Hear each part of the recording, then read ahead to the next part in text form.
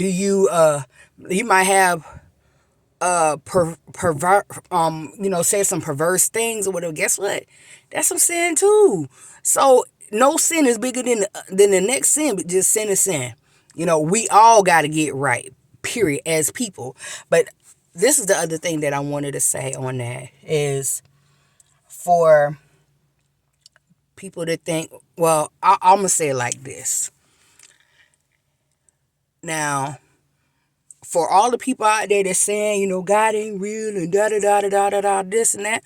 But my question would be to you, what if, since y'all say, since people saying, well, what if God ain't real or whatever, but what if by chance that Bible, that word, what if everything in that Bible is true? Then what you gonna say? You know what I'm saying? Like people will say, hey, the Bible ain't real, da da da da da, the saying da da da da, that ain't happened, da da da.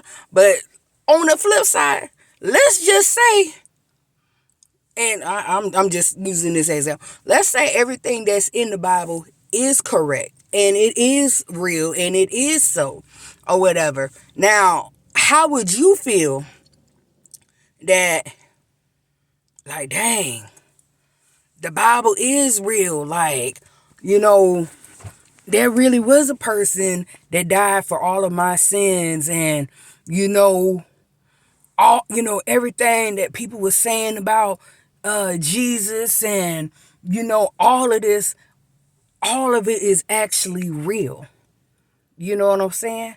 What if, and that would be my question for all the people out there that say that Jesus ain't real and all of that stuff right there. But my question is, on the flip side, the Lord is real. I know He's real to me. I know for a fact the Lord real. You feel me? But I'm just saying, for the people out there that be saying that, oh, no, it ain't real. But let's say you have an encounter for yourself, and everything that you're saying, and you be like, dang, I was wrong.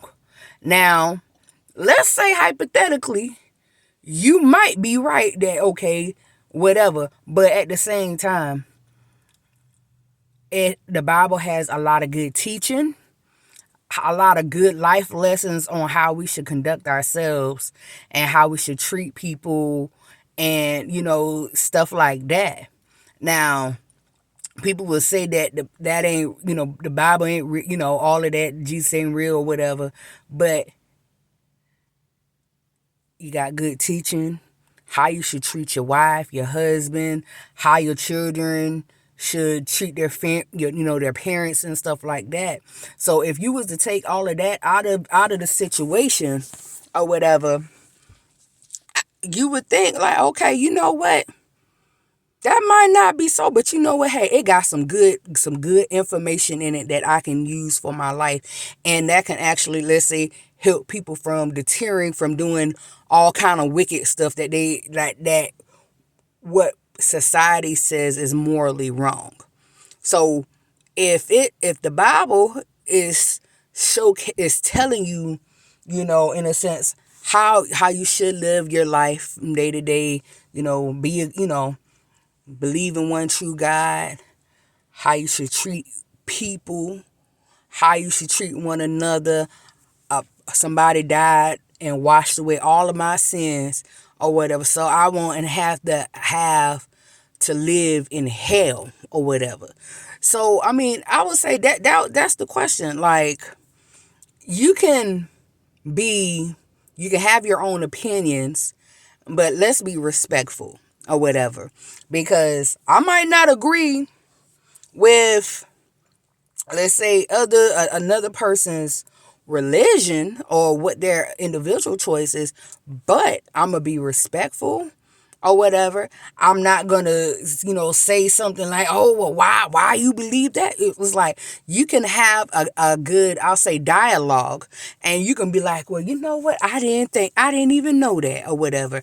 And in those type of questions, when people are being respectful, you can hear both sides or whatever. But at the same time, it's like, okay, well, you know what?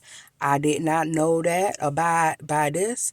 And but this is why I serve God. This is why I serve Jesus, who is, my Lord and Savior. This is why I believe this or whatever. And you never know. That conversation with somebody who may not think otherwise, but when you break it down and y'all both being respectful and you lend a listening ear without trying to blah blah, back and forth, but being respectful and being open to dialogue or whatever, then the other person might be like, well, you know what? I never had it, I never had that explained to me. And you know what? That the man Jesus, he don't sound like a bad person.